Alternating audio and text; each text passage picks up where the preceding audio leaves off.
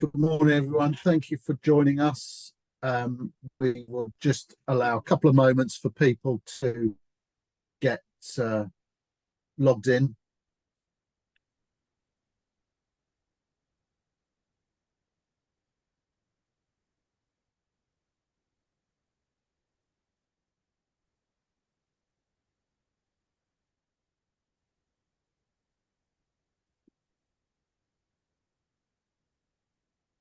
Okay, so I think we've got a good chunk of people, so we'll get started. First of all, thank you for joining. I hope you can see the PowerPoint presentation okay. Perhaps if you could just give us a thumbs up or perfect. Thank you very much. That's super. So let me just run through what we're going to be doing today. We're obviously talking about the PGA training program. We're going to focus mainly on the part-time programs. If there's anything that anyone wants to know about the full-time programs, so that's normally if you're aware of the AGMS program, we can certainly talk to you about it, but the focus of this will be on the part-time programs for the foundation degree and the DIP-HE. So my name is Simon Hubbard. I'm head of the training program, joined by other colleagues, and you'll meet most of them as we go through the presentation. You can see the running order. We're going to talk to, or the subject leads will talk to you about the different areas. Then I'll come back and give you the overview on the program, and then there'll be an opportunity to ask questions. You should be able to post questions, and if you want to do that whilst we're going through, if you think of anything, then we can answer them at the end of the session. So I'm going to hand over to David.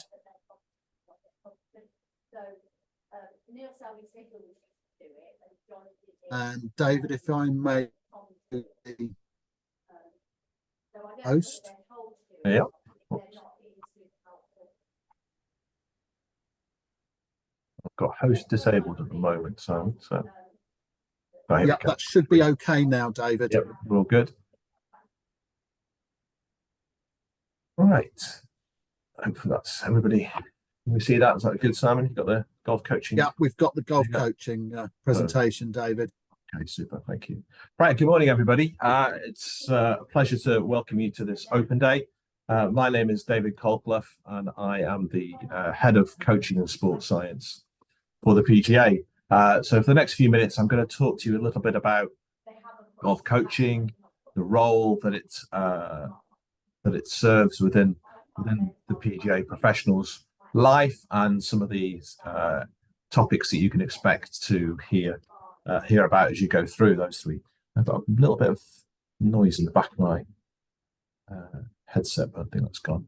Right, okay, so golf coaching is something that fundamentally plays a role in almost every PGA professional's life. We know from research that we've done that over 90% of members are coaching at some point each month of the year. And for 30% or so, they will have a primary income stream of coaching fees. So it's fair to say that regardless of what your ambitions are, once you become a PGA member, that coaching in some way, shape or form is going to play a big part in your future career. So we have many professionals who are lucky enough to be able to work at clubs and at other golf facilities, introducing players to the game, and also probably as importantly, helping golfers enjoy the game. So stay in the game, play more frequently in the game. And in some cases, we will also get members that go on to work at the very highest level. So here we have a PGA, which you probably, if you're a keen golfer, will spot Tommy Fleetwood and Rory McIlroy. What you might not know is the gentleman to the left of Tommy is a gentleman by the name of Graham Walker, who's a PGA Master Professional, and he is predominantly the short game coach for Tommy. And the man with his back to us here that's watching Rory is Rory's lifetime coach, Michael Bannon, who's also a PGA member in Ireland.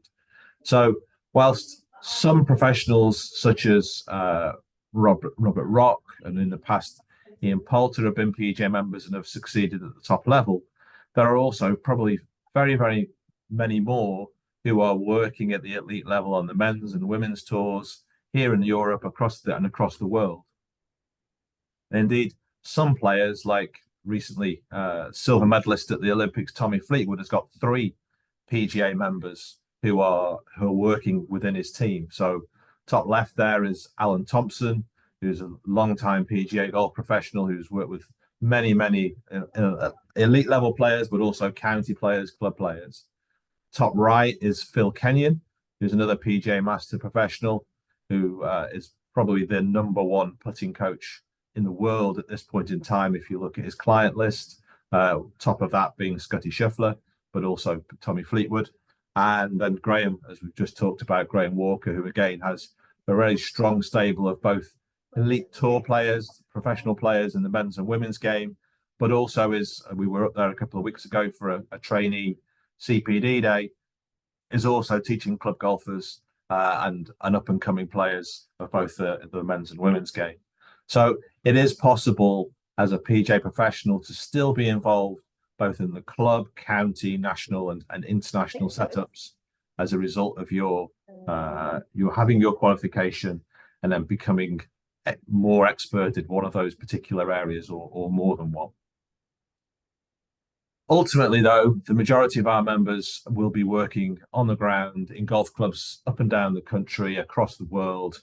And as I'm sure Simon will allude to, we do have professionals teaching the game of golf in over 80 countries around the world now.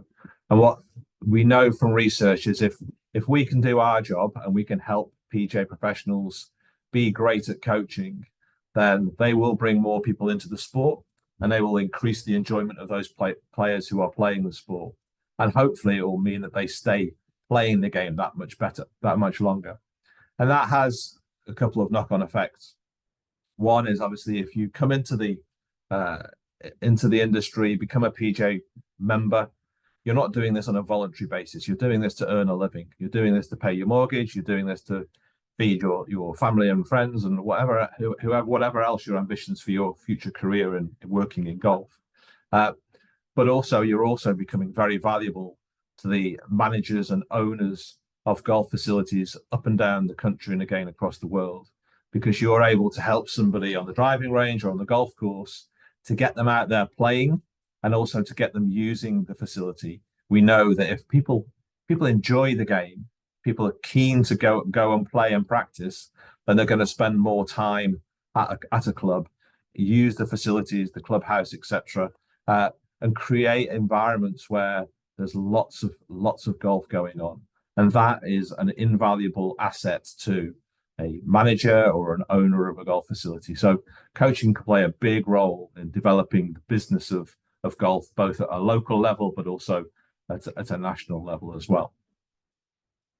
So to help trainees develop a knowledge and understanding of coaching, wanted to just touch on some of the syllabus that you will go through. Now, we often get asked if we teach a particular swing that you can then, as a trainee, start teaching other players or players that are coming into the game. And Justin Rose obviously has a very neutral golf swing, clearly very successful as well in terms of if we look at his playing record. But that doesn't mean that we are going to teach a specific set of positions or movements to everybody because this one player has got a lovely looking golf swing.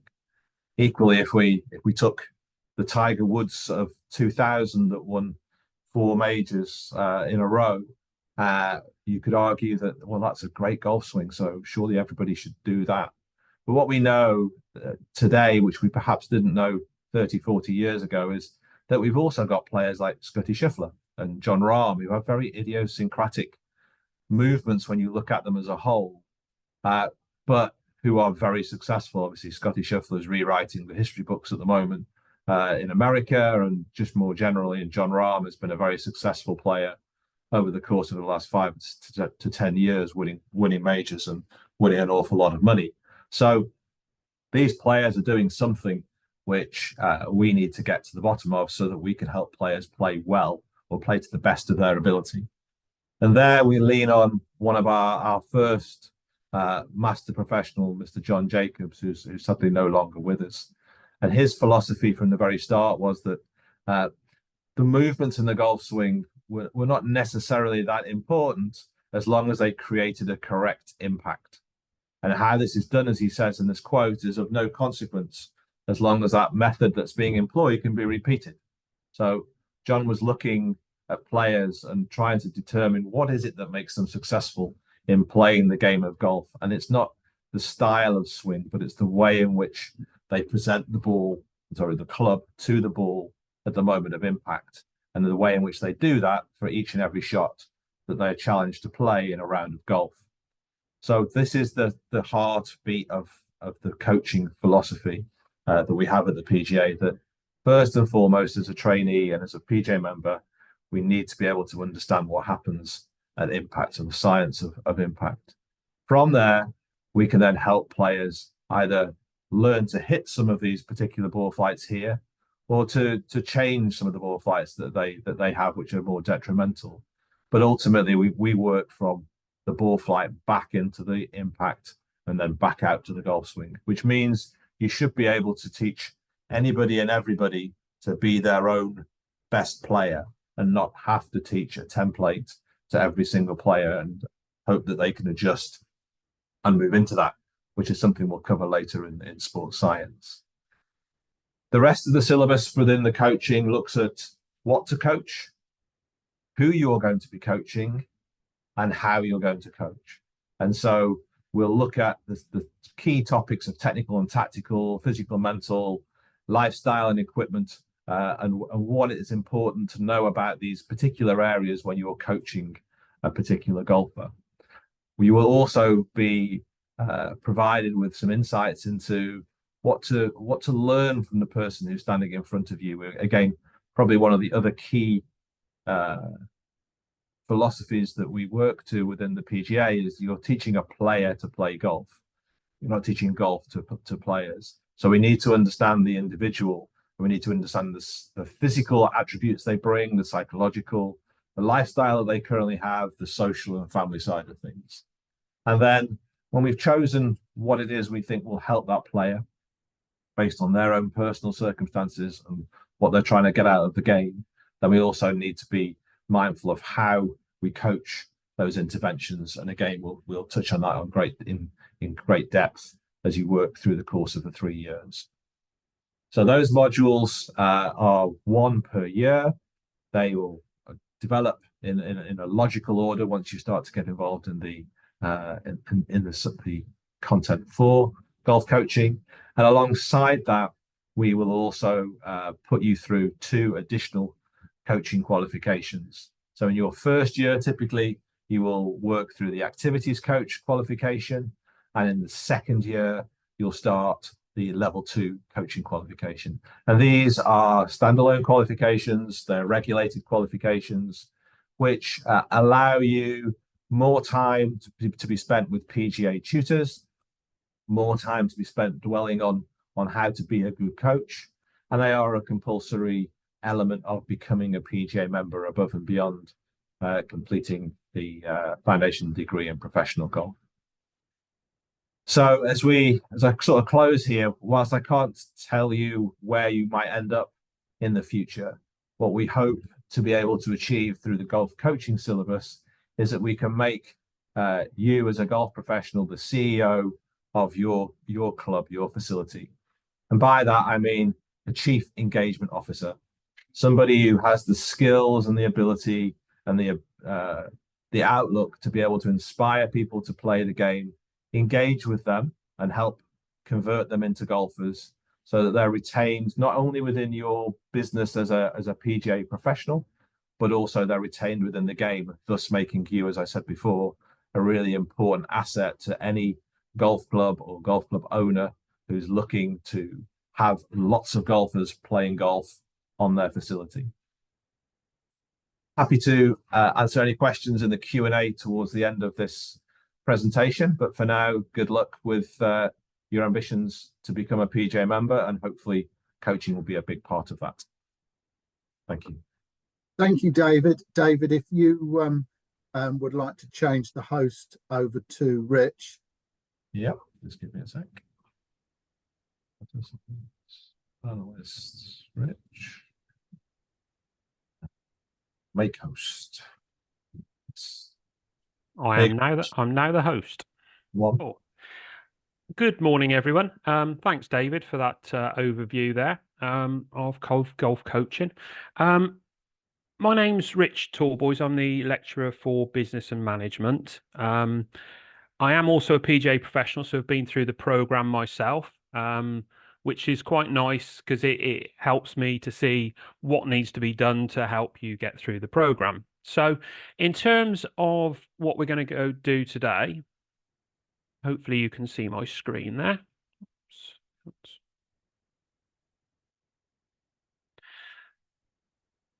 And what we're going to look at is the variety of roles that you can go into, a PGA professional could go into once they've qualified. It could be retailing, director of golf, playing, coaching. All of these sort of job roles do have to have an understanding of business to make you successful. As David mentioned earlier, you know, a lot of you want to make money out of this, and to be honest, hopefully we can give you the skills to make you successful no matter what you do after you've qualified, whether that's running a pro shop, managing a team of people, or playing or coaching full time. So what does the business aspect of the training program cover? So in year one, Scottish students, the title of these subjects are slightly different. But for year one, we'll be looking at workplace skills, so soft and hard skills such as time management, selling, networking, customer service. There's also an emphasis on personal branding and social media. And in terms of when you come along to the residential, you'll get to create a short video, which you can use for social media. Year two, we tend to move into the wider perspective of business. So look at the macro and microeconomics, how the market affects, you know, what happens in the business world will affect the golf industry, customer engagement, relationships, managing staff and motivation, and some more sort of management topics which will help you in your career as you progress onwards. And in the final year, we look at business finance. So we're delving into the sources of finance, financial recording, budgeting and forecasting, analysing business performance and taxation as well. Now, all of these topics across all 3 years will help you succeed in your chosen career. And as you can see on the screen there, across the 3 years, the business accounts for 25% of the programme. So it hopefully underpins all the other sort of modules and helps give you an idea of how you can make them into successful businesses. Just to give you sort of a brief idea of the industry that you'll be moving into, the PGA in conjunction with Ipsos recently completed some research, and these aren't tested questions. It'll just hopefully give you an idea of the industry that you're moving into. So how many adults in Great Britain and Ireland engage in golf? So have a little think about that. Oh, sorry, I've given it away there. As you can see, the answer is 22.4 million. Quite a lot of people across GB and Ireland there. As I say, we're not even including Europe. The rest of the world, the numbers are fantastic. And as you can imagine, that's a lot of people that you could be coaching, custom fitting, or selling to. Actually, across you know, the UK, Great Britain and Ireland, only 4.9 million of those golfers actually play on course. So there's quite a large untapped market. As you can see from the chart on the screen, there's a lot of people who play adventure golf. There's also a huge number of people who solely play on driving ranges, pitching and putts, and also simulators. But as you can see, there's a huge market there of untapped. So that could be for lessons, as I say, retailing. They'll all need equipment, things like like that. So there's a huge market that you'll be moving into. And possibly quite an interesting point for you. What percentage of regular golfers tend to spend more money on golf-related purchases over the next 12 months? So hopefully I won't give it away this time. So your options are 25%, 70%, 55%, and 45%. Just have a little think about what you think the answer would be. Any of those figures, it's going to be a large sum of money, but the actual sum is 55%. So well done if you've got that right. On top of that figure, over 30% of occasional golfers are going to spend more on their golf, and around 13% of infrequent golfers were determined to spend more as well. So basically, it's just a little overview of the business and management sections and the industries that you will be moving into. So that's pretty much what I've got for you today. I hope you've enjoyed that, and it gives you an understanding of the industry and the business skills that you'll be learning as you go into that. And I think I'm just going to hand you over to Philip to talk about equipment technology. Thanks, Rich. You don't need to worry about making me the host. You can just send it over to David to finish up. Hi, good morning, everyone. My name is Philip Dye, and I am a lecturer, like Richard, at the PGA. I've been here for about 7 years now, also a PGA member, and I look after all of the equipment and custom fitting modules, you might say, over the 3 years of the program.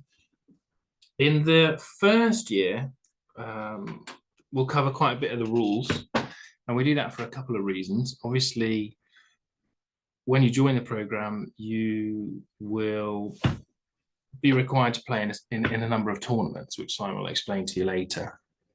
And from an earnings point of view, it's really important that you don't incur any penalties if you don't have to. Quite often the rules can be very helpful, and certainly when we teach rules on the program and when you interact with members of the tournaments team, as I'm sure you will over the 3 years, they'll quite often explain to you that actually the rules are there to help you and not penalize you. So we spend quite a bit of time looking at the rules of golf. The other reason that we focus on rules in the first year of the equipment modules is there's a lot of crossover. Obviously, golf clubs and golf balls, as well as other types of equipment, are very heavily regulated by the R&A and the USGA. And so it's important that you're aware of that so that you're not infringing on any rules violations there as well. It also is very helpful from an equipment point of view to get you into a position where you understand some of the limitations of equipment. It's quite it's a fun area to be involved with, golf equipment, but it's also a little bit of a minefield at times. Obviously, there's a lot of manufacturers out there that are trying to promote their product, and while I think they do so honestly, it can be kind of difficult to figure out which bits are really important to you from a business point of view or from a playing point of view. So we spend a lot of time in the first year looking at the rules, and we also start to introduce some of the theory around custom fitting, particularly around the procedures that are involved in walking through the process of getting somebody into a set of equipment, whether that's irons or a putter or whatever it might be. That's going to help improve their performance, where David is obviously getting people to deliver the club in a particular way that's optimized for them. I want to make sure that when that club is delivered, that they've got the right club in their hands so that you can play at the best of your ability. And whilst you're in year one, you'll be assessed on those things. So there's a rules exam. There's lots of opportunities for you to practice for that, and then there's also an assignment that looks at the rules, at the procedures related to conducting a custom fitting. In the second year, we start to look a lot more at the technology itself, and we do this for a pretty wide range of golf clubs. So we'll do this for pretty much everything you can think of, really, wedges all the way through to putter. And so it gets a little bit more technical, how things work, how the club and ball interact with each other, how we can alter equipment to make changes to the ball flight, whether that's the initial impact and launch conditions, or whether that's something to do on the putting green and how the ball is rolling. So we spend a lot of time looking at that. If you're not too technically minded, don't worry. It's still very valuable information to have in your mind, particularly when it comes to a retail environment. And I think that's important to stress is, although we each have a separate subject area, we all lead on different topics. You know, Richard, myself, Luke, all the guys here, we work together in the same office. And so we work quite hard to try and bring some of this information together as best we can so that it's relevant to you, depending on what your personal interests are. The other thing that we'll do in the second year is we'll build on some of the club building exercises that you'll get introduced to in year one during the residential. So you'll actually learn how to build irons. And this is really important. Although some people kind of wonder whether it's a little bit of a dying trade and there aren't that many people building or adjusting golf equipment anymore, understanding how to do it can provide you with a bit of a USP in your own personal working environment, which can be great. But also it's really important for helping you understand how some of the technical specifications work with each other. Usually whenever you try and optimize one specification, whether that's loft or lie or face angle or whatever it might be, you will have to pay a price somewhere else. So it's very important that we're aware of that. So that's the second year, and again, there's an exam there, and there's a club building assessment that you'll do during the residential, which I'm sure Simon will talk about a little bit later on. And then finally, in the third year, we really start to figure out how we can apply all this information. So it's no good just having lots of technical knowledge and rules information swimming around in your head without having any real reason to apply it or understand the processes that allow you to put that information into action in the best possible way. Whether that's whether you're coaching a player and you need to understand whether it's a technical swing issue or whether it's something to do with their equipment, or whether you're in a retail environment and you need to start to build your selling skills and your retail skills to provide a better overall customer experience. That's where year three we really sort of push the envelope a little bit there. And we also start to look at how you can custom fit players for a range of different clubs, and we'll again assess that in the third year. So at the very end of your final year, I know that's potentially quite a long way down the road for you guys at the moment. What you'll have to do is you'll actually have to perform a custom fit on an assessor, which can be quite a daunting experience, but by the time you get there, you'll have had all the information that you could possibly need to prepare for that as best you can. So that's the 3 years of custom fit and equipment technology with a bit of rules thrown in there. If anybody's got any questions, obviously feel free to throw them in the chat box. Otherwise, I'll be hanging around online for a little while, and I'm pretty sure there'll be an opportunity for a bit of a Q&A later on. Thanks, Philip. I'll jump back in. Simon, if you just give me a thumbs up that you've got the first screen. Yeah, great. Okay, thank you. Right, so I'm just coming back to just round up the sort of key modules, the 4 key modules, and this is sports science. So sports science is becoming ever more important, or knowledge of sports science is becoming ever more important, and certainly in regards to becoming a golf coach. And obviously, as we've already said, as a PGA member, the likelihood is you'll be all involved in coaching in some way, shape, or form somewhere down the line.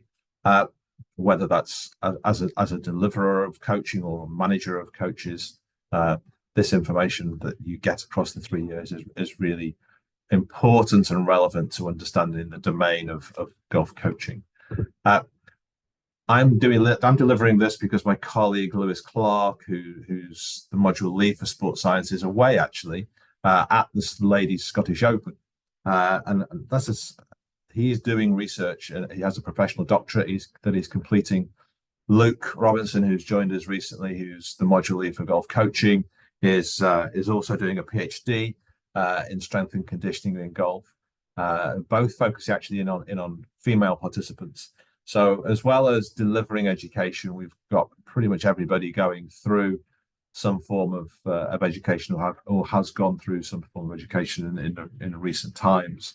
And that means that we feel like we can bring the most appropriate, most relevant education into the program and combine it with the information that we see day in, day out in golf to provide the best training program that we can.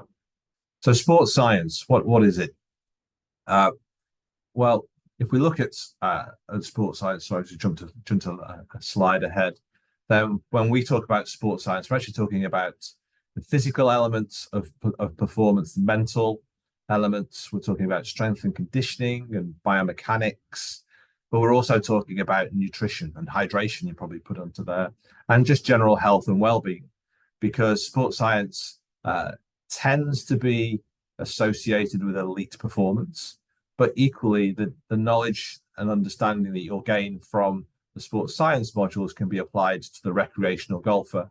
And it might well be that actually a little bit of the information that you receive around how to eat better, how to eat well whilst playing a round of golf for 5 hours is as beneficial to a 65-year-old participant in the club competition as it is to an elite player playing at the highest level. Equally, a lot of the information that we touch on in the health and well-being section is absolutely pivotal to ensuring that many golfers, recreational golfers, stay playing the game for as long as possible, because there are some very significant health and well-being benefits from being active in a sport like golf, where you are out and about, socializing, physically putting your body through a level of exercise, and your psychology, which is being developed from playing the game and playing with others.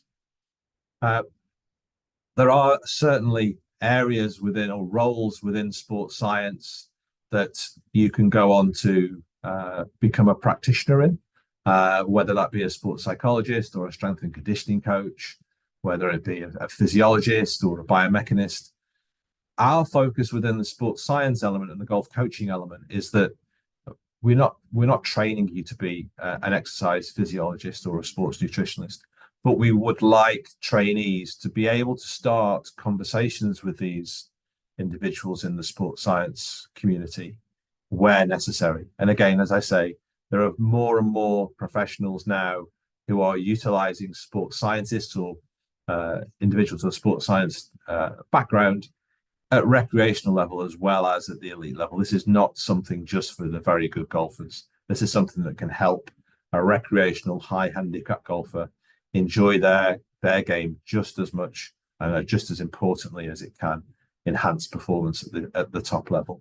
And indeed, we've got individuals like Rob Hopkinson and Dan Abrahams, who've both gone through the PGA training program. And as a result of being PGA qualified and then also having a passion for one of the sports science disciplines that they've been surrounded themselves with, they've gone on to be world-leading physios, strength and conditioning trainers, and sports psychologists.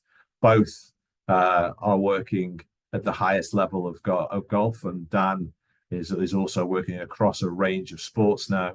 But that all started with a passion for golf, a passion to be a golf coach, but understanding that he actually also had a real passion for helping people's mental skills. And Rob has set up a business where his knowledge and understanding of golf has been combined with his knowledge and understanding of physiology and strength and conditioning to put himself in a position now where he's working with some of the best players on the DP World Tour, like the Hogard brothers, for example. So this PGA qualification can set you up to be a PGA member working in a more traditional coaching, professional management role, but equally it also is really good grounding for jobs outside of what might be considered to be traditional PGA spaces.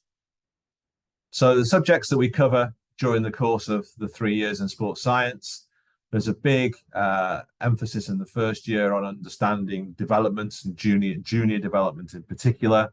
That's typically because many trainees in the initial stages of engaging with participants in golf clubs will probably get some role in the junior coaching, whether it's assisting the more qualified head professional or actually delivering to those juniors. And that fits in nicely with our activities coach qualification that I talked to you about in the golf coaching space. There's also a big emphasis on warming up within year one of the sports science degree. Again, it's an area where with a little bit of knowledge, you can really help, especially recreational golfers, benefit from a short warm-up, which has instantaneously proven to add club head speed and quality of strike to the first tee shot of the day. And then also we'll touch on nutrition, as we talked about, and as I say, what to eat, when to eat, and why to eat. And again, that is an important piece of knowledge, an area of knowledge that you can use from the sports science curriculum that will be very beneficial to you as a golf coach, and even to yourself as a player. In year two, there's a focus quite heavily on psychology. We'll look at mental skills for golf. We'll look at creating a really positive learning environment for the participants through things like self-determination theory, and give you some quick wins through the mental skills, but we'll also take you through ways in which this knowledge and understanding can help you with your own game, as well as give you ways to teach this to golfers as well.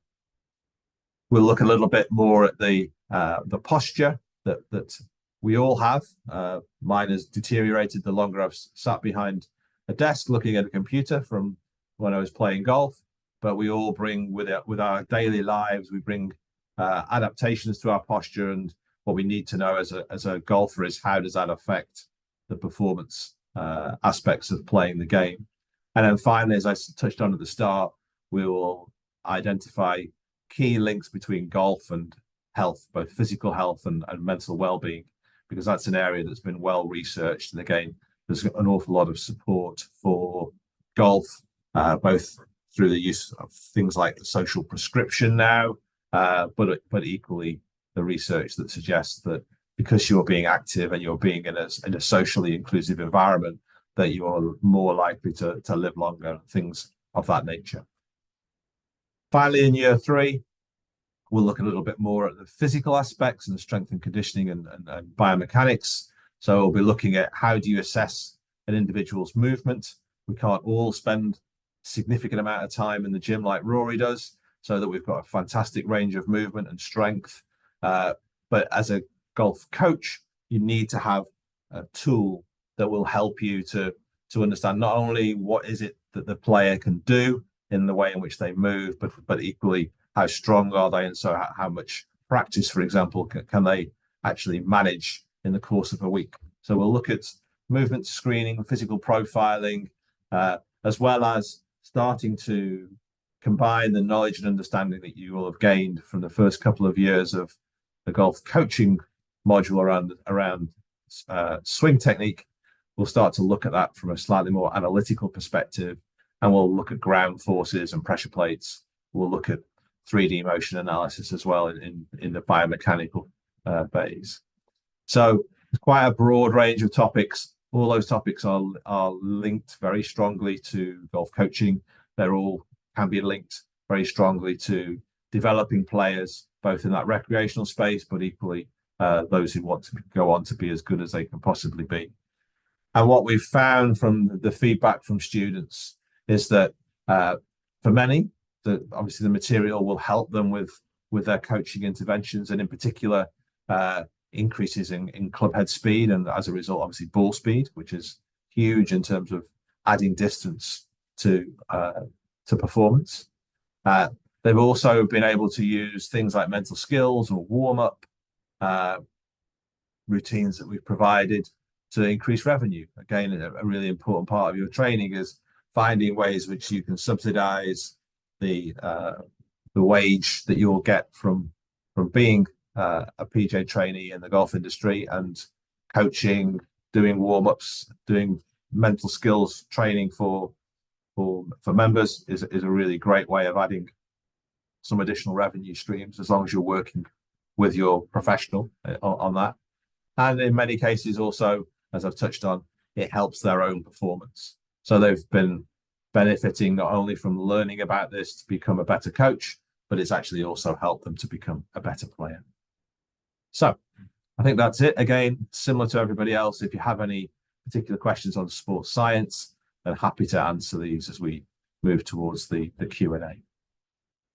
Okay, Sam. Thanks, David. If you could make me the host again. Yep, just give me a second. Participant page is gone. Like host, there you go. Should be coming through right now. Super. Thank you, David.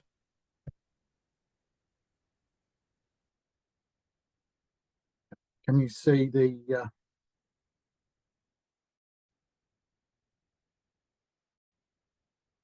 is that screen up again, David? Yep. Thank you. Yep. So thank you to colleagues for the overview. I'm going to give you a bit of program information now. Just start with a bit of background information to the PGA training program. Education at the PGA began in the early 1960s. As it developed and as it became compulsory to have gone through the training to become a member, the PGA then started awarding its own diploma. In 2002, we started working with the University of Birmingham, and that was with the full honours degree program, the AGMS program. A couple of years after that, we then introduced the foundation degree program, which is what the majority of people study on when they come onto the program. In 2016, we introduced the DIP-HE. That is the purpose of that is to allow people based in Scotland to take advantage of the funding that's available to people at universities in Scotland. So currently we have around 1,000 students on the foundation and DIP-HE programs, and somewhere around 50 on the AGMS program. So we move on now to the delivery of the program.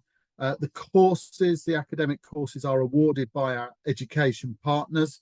So that's, as I've mentioned, the University of Birmingham.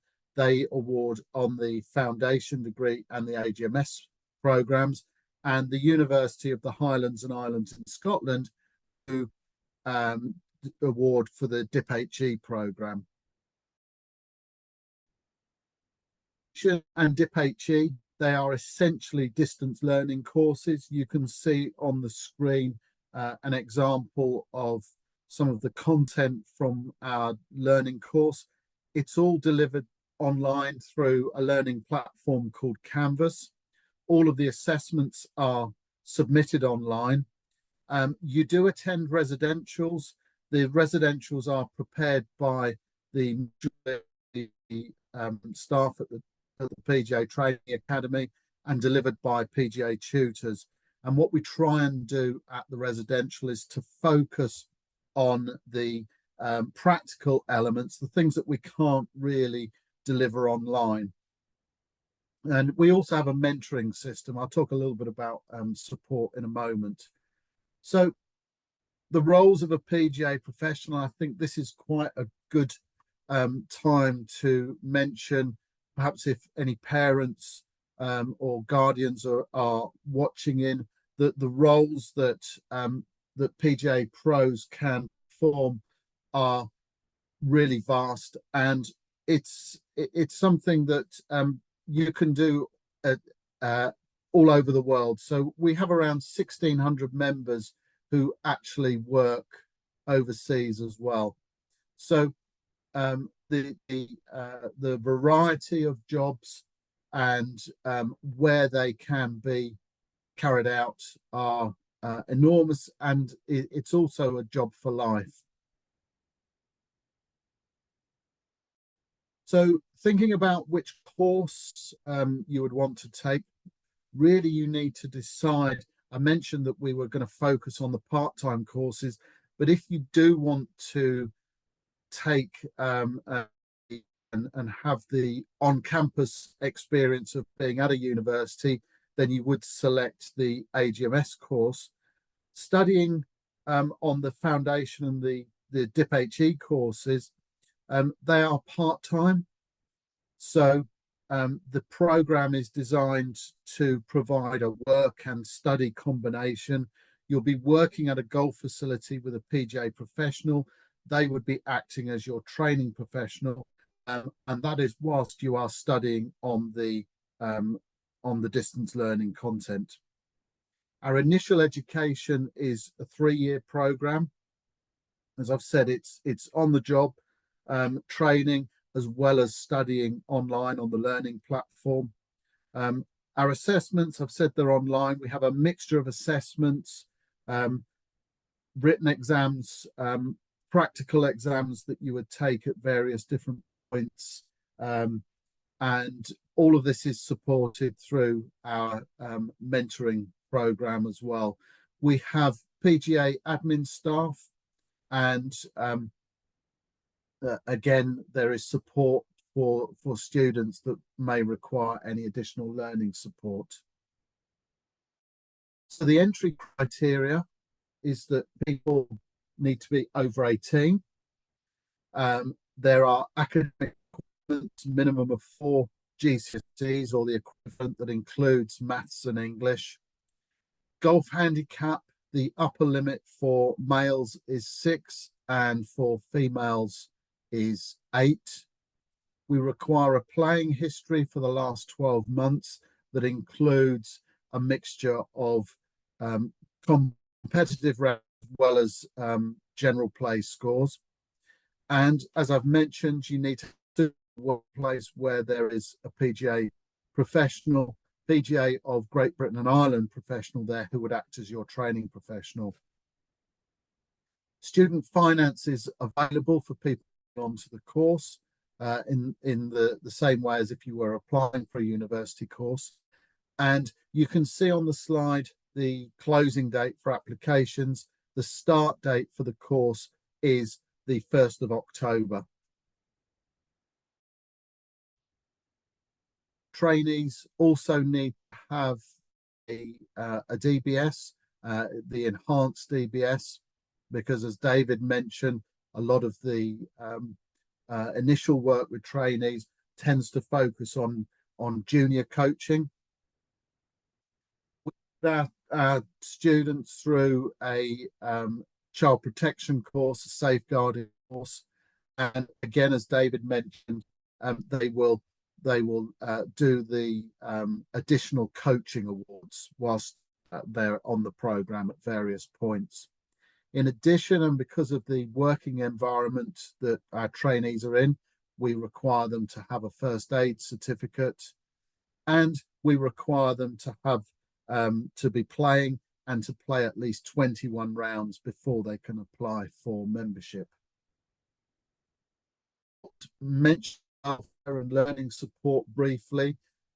It's available through the PGA and both of the universities. This can include learning support if any of our students have had learning support previously. If people have had support previously, it needs to be applied for again. It's not granted automatically. This is because it's a different process when people are minors at school compared to being adults. You've met our subject leaders, so the module leads are able to provide support. We have a mentoring system, so the students are in groups and they have a dedicated mentor. A lot of what the mentors do is pastoral support, so making sure that the students are okay. In addition, we have assessment and students additional feedback. So there's a very comprehensive network of support that's available. So the course itself, you've met the people that deliver the 4 main subject areas, and on the screen in the blue is the year 1, and then the green is year 2, and the right in the yellow we have the year 3 modules. What you'll notice is that there are 4 subject areas. So Philip's module in year 1 is the key industry skills. That's the custom fitting and the rules of golf. The business modules, as Rich talked about in year one, are the workplace module. And then we have the sports science and the golf coaching. And if you look at those modules that are up on the screen, there is a similar theme across the 2 years, the second and third year.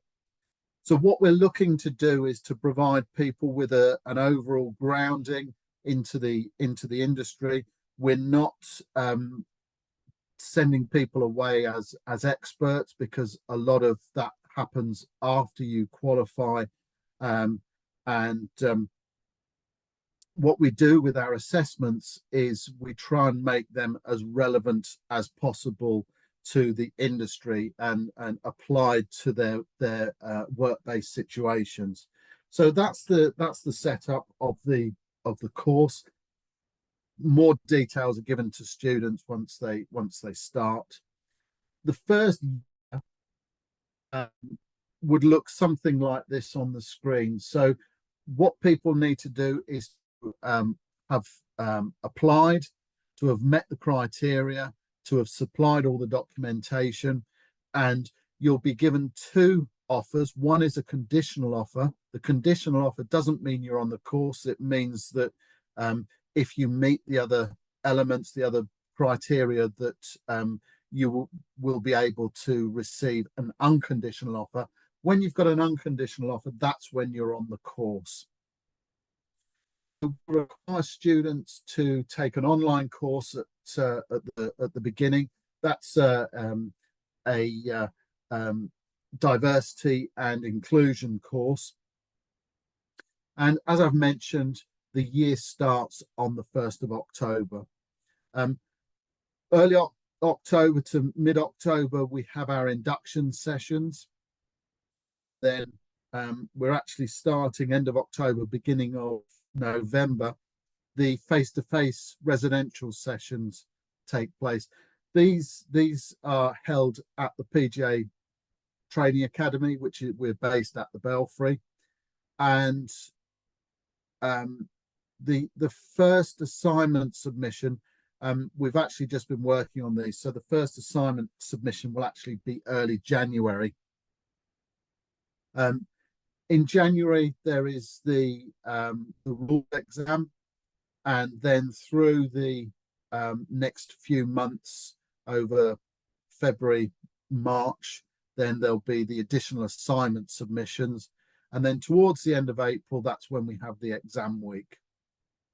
So end of June is when we release the marks. So you should know whether you've either got resits to do or whether you've passed, ready to move on. So that's an idea, a timeline of how the year would look to you.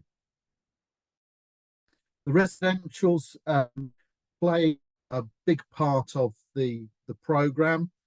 In addition to the lectures, it's a good working experience, being able to meet people, meet some of your peers. The residentials are held in there's one in each of the 3 years of study. And as I mentioned earlier, what we try to do is to provide much of the practical aspects that we're not actually able to do online. So when you come to the residentials, you stay in the pods that are adjacent to the academy buildings. Take your meals together, and it's a really, really good learning environment.